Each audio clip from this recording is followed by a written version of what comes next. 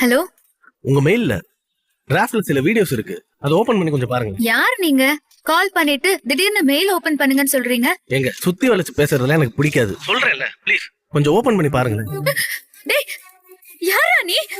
என்ன பண்ணி வச்சிருக்க? நான் சொல்றத மட்டும் நீ செய்யலனா டிராஃப்ட்ல இருக்கிறதெல்லாம் சென்ட்டுக்கு போயிடும். இந்த மாதிரி வேலையை என்னோட பொட்டிக்க யூஸ் பண்ணி செஞ்சதுக்கு போலீஸ்ல கம்ப்ளைண்ட் கொடுத்து உன்னை உள்ள தள்ளாம விட மாட்டேன். ஒன்னும் பிரச்சனை இல்லம்மா, நீ தாராளமா போய் இந்த வீடியோல இருக்கிற புண்ணை பத்தியும் கொஞ்சம் யோசிச்சுட்டு அப்புறமா போய் கொடு. டேய், ஏன்டா இப்படி செஞ்ச? உனக்கு என்ன வேணும்? மரியாதையா உன்கிட்ட இருக்க வீடியோஸ் எல்லாத்தையும் டெலீட் பண்ணு.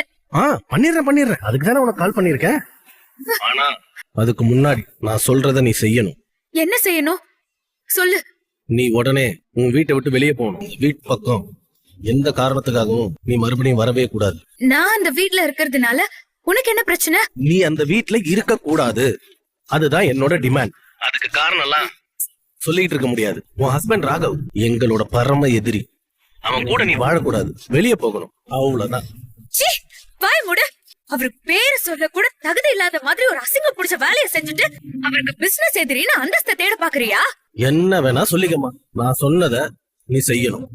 இல்லனா நான் சொன்னத நான் செய்வேன். அதனால பாதிக்கப்பட போறது யாரோ அப்பாவியான உனக்கு சம்பந்தமே இல்லாத பொண்ணுங்கன்னு மட்டும் ஞாபகத்துல வச்சுக்கிட்டு முடிவிடு.